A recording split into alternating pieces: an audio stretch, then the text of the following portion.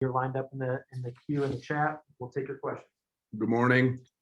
Yeah, on to the next. It's the way this Big Ten season is shaping up. A lot of activity here towards the end. So obviously we play a Michigan State team that is coming off a great win at Michigan, a game in which they erupted for 52 or 53 points in the second half of that game.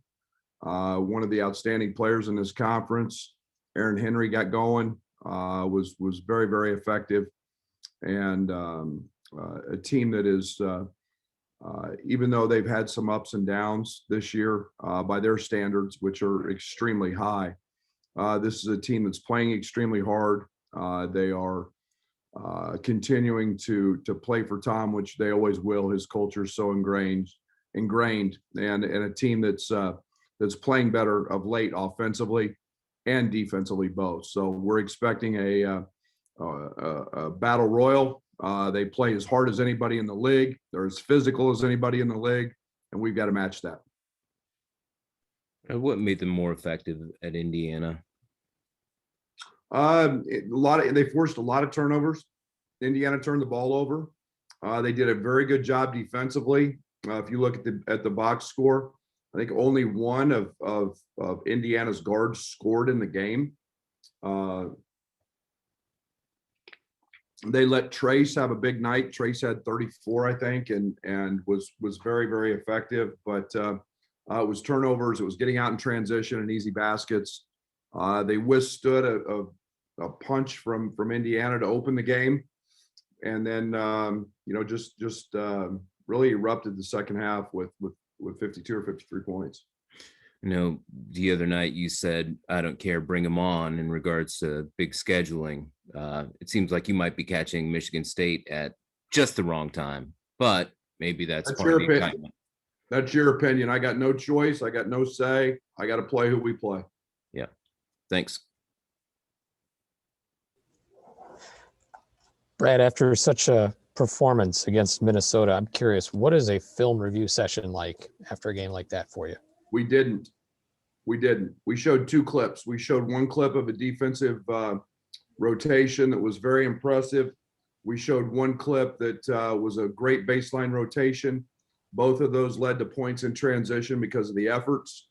And those were the only two possessions we had with our schedule right now. We've just got to move on. And, we're kind of hitting on some positives and didn't spend a lot of time. Didn't spend any, to be honest, 30 seconds.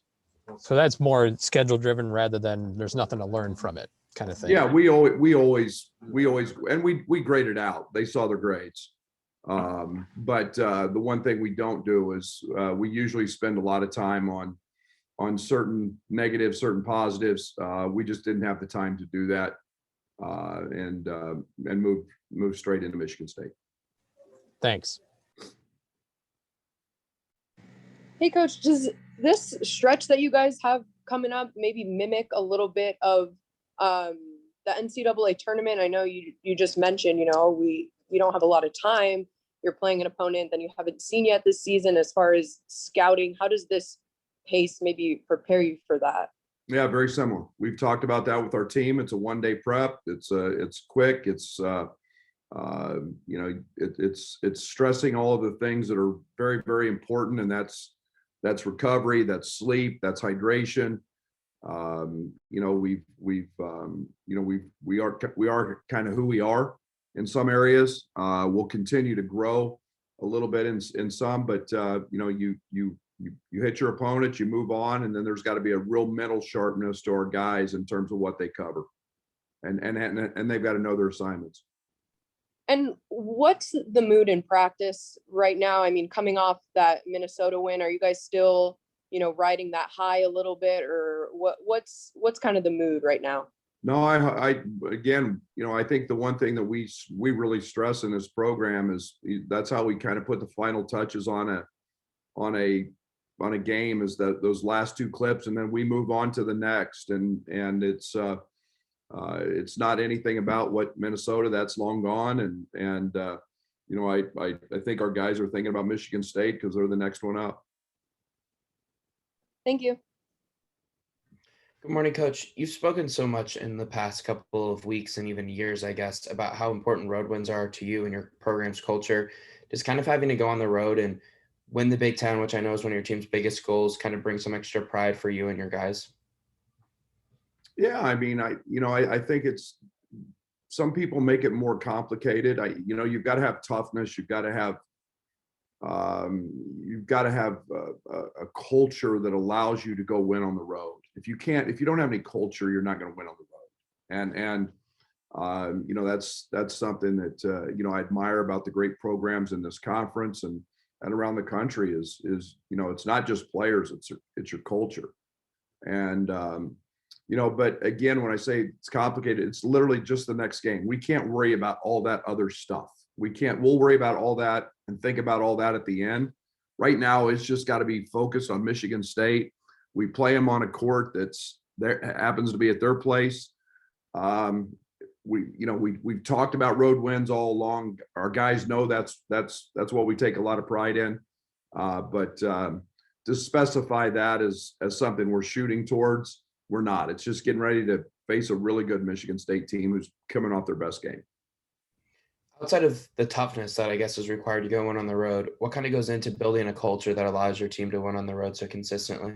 Yeah, character, togetherness. You've got to have the right attitude. You've got to have the right amount of swag. You've got to have guys that are experienced, guys that are fearless, and then you've got to have execution to go with it. So we talk about those things every day in practice, and it doesn't matter where we play. We've got to go do our part, and if we don't do our part in this league, you get beat. Thanks, Coach. Hey, Brad, the other night, IO talked about that sense of urgency is here. They feel it with the schedule down to the last 2 weeks here and the goals laid out in place. Is there something you see out of those guys that you kind of know that, okay, this is, I know where their headspace is? I mean, are there any signs that you can read that out of them? No, I think we're focused. I think we're, we see little things in practice. I mean, we're pretty sharp right now mentally.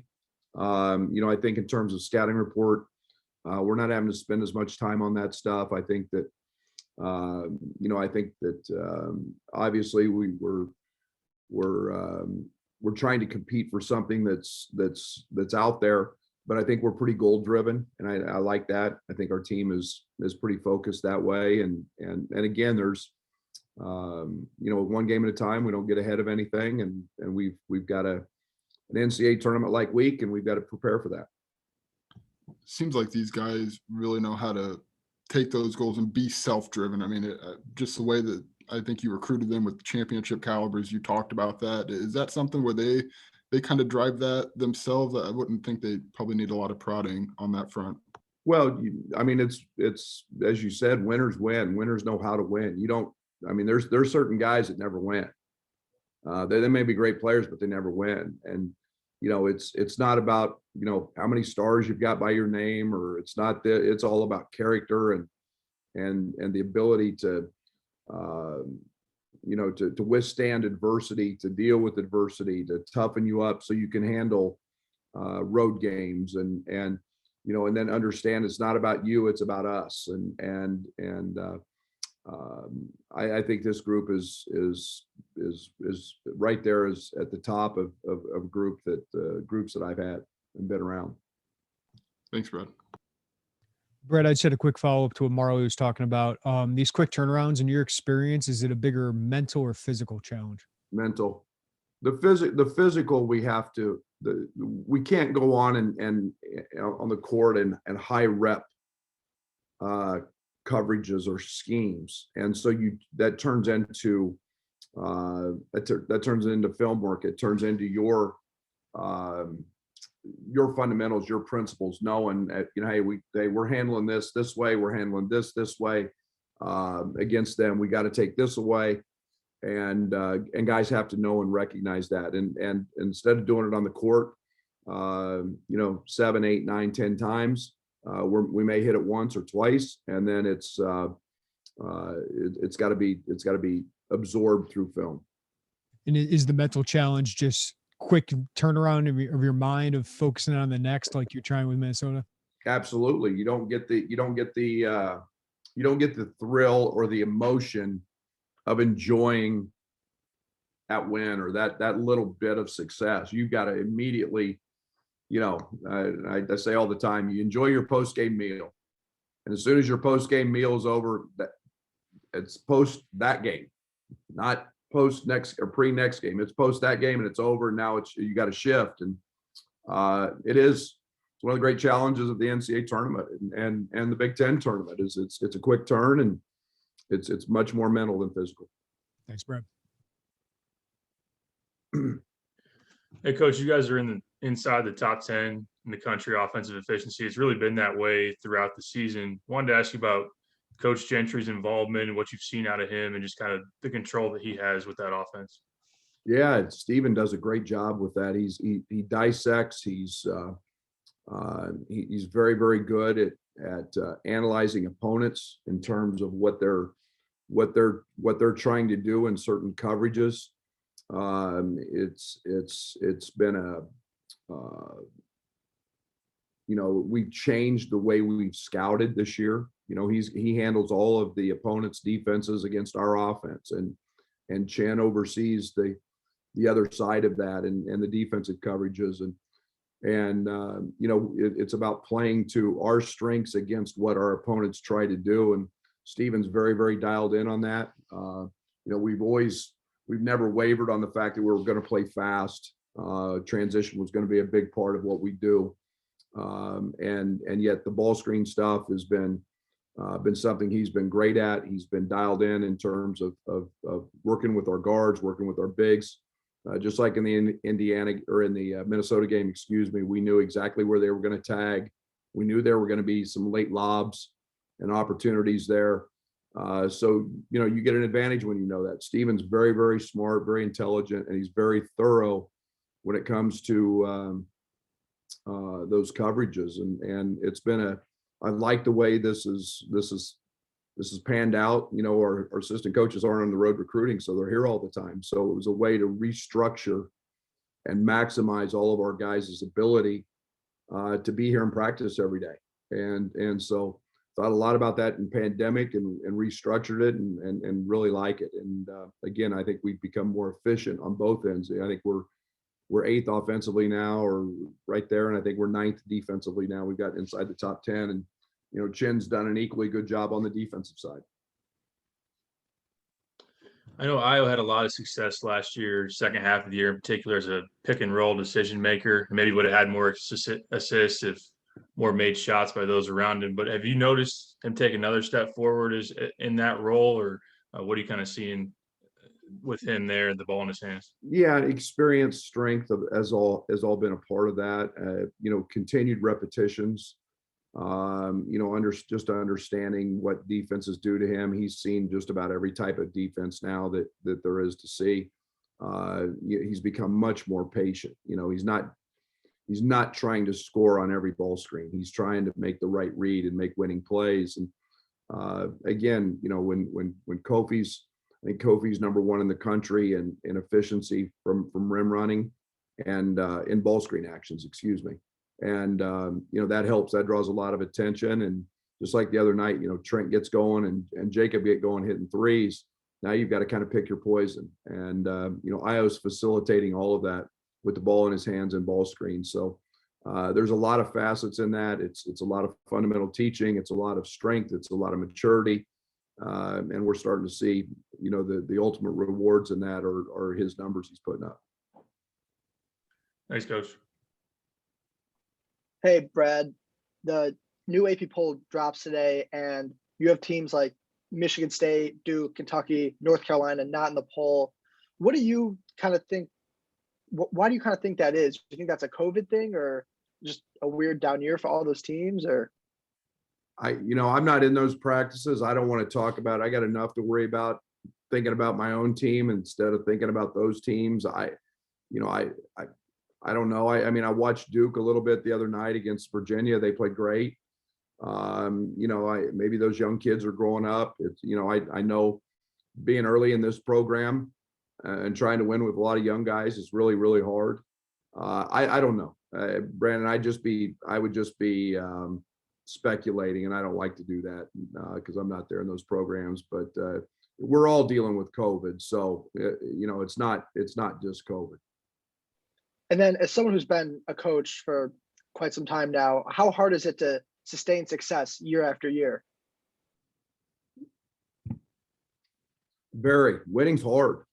Winning's really, really, really hard. And that's why I wanted this job, because it's a program that's the 11th ranked program in the history of college basketball. And when you've had success and you've had history, it's easier to do that, but it's still really hard because you have to, in the Big Ten, I kept looking up at this league every single year thinking about who am I going to pass? Because they're not just going to let me pass them.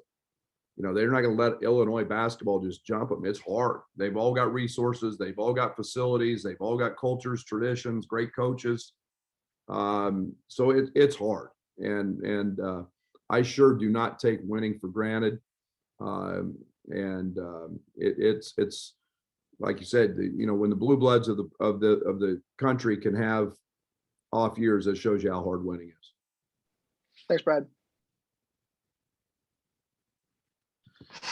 Hey, Brad, you've discussed just the advantages of having an older team, especially in a season like this. But when it comes to a one-day prep for Michigan State and maybe more of them coming here in the last couple of weeks, how much more of an advantage is that where you've got guys that have been through that in the Big Ten for 2, 3, 4 years?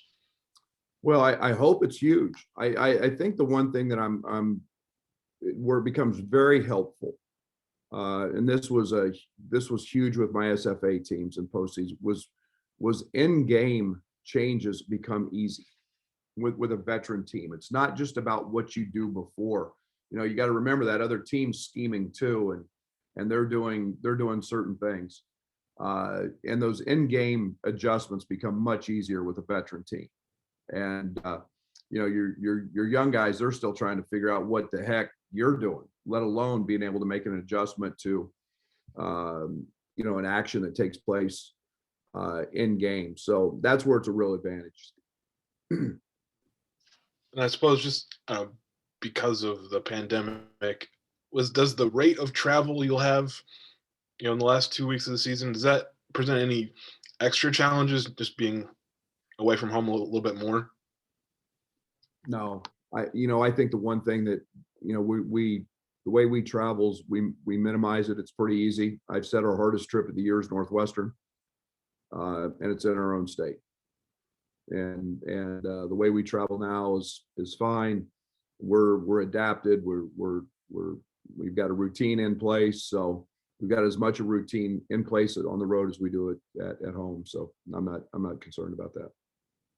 Okay, thank you. Brad, you've talked about how big transition is for your team, especially, with what you did this last weekend at Minnesota. Do you ever feel like this team's going too fast or going out of control? Have you had that feeling this year, or do you just trust the Ios and the Trents and the Bellows that are kind of running that deal, that they know what that feels like on both ends? Yeah, we practice that way, so I don't mind aggressive turnovers.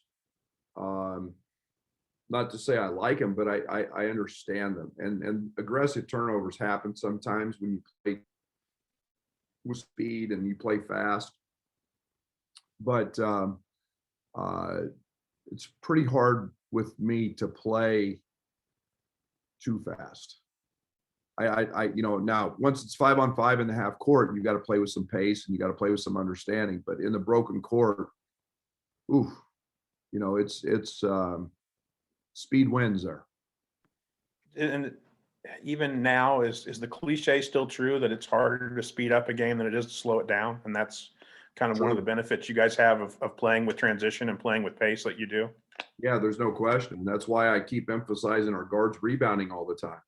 When our guards rebound, any of them, I mean, we're off, we're running, and it saves the second and a half or 2 seconds of an outlet, and the first dribble, we can get out and go, and that's when we're at our best. Thanks, Brad. You mentioned this after the Minnesota game, but just to kind of ask the question, why do you think that Io deserves the Player of the Year award? I'll give you the same answer. Who's playing better? I mean, and it's not just about points.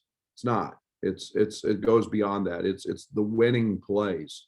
If we're talking about a most valuable player and a guy to his team, it can't be about one statistical category. It can't be about the fact that he gets 20. It's about impact winning. And it's not just about that he got 2 triple doubles. It's about the shots that he hits, the passes that he makes. All those lead to success and winning. And I'm not downplaying any other player in the country. I'm talking about our guy. And I just know that right now what I have seen, it's as impactful as any player out there. He's efficient, and it's. I hope people are taking notice. I hope people are enjoying watching it.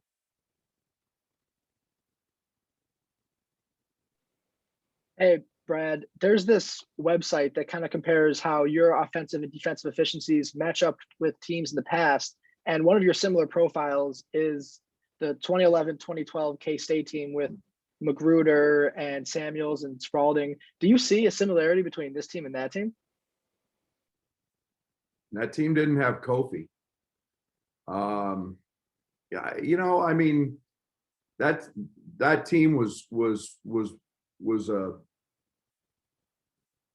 that team struggled more. That team was a grind it out, just have to, that team needed ugly.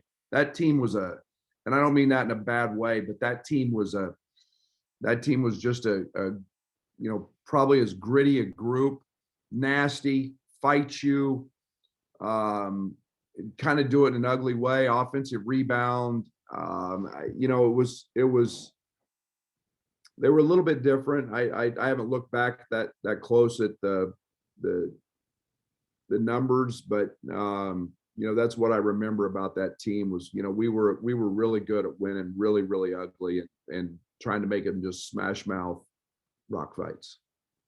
Thanks, Brad. I'd like to wrap it up with asking about that thing a few weeks ago where you were having a really good time because you knew something and we didn't know shit about it. And I wonder if we know shit about it yet. Nope. All right. Thanks, Brad. Thank you. All right, that'll wrap us up. Thank you, everybody.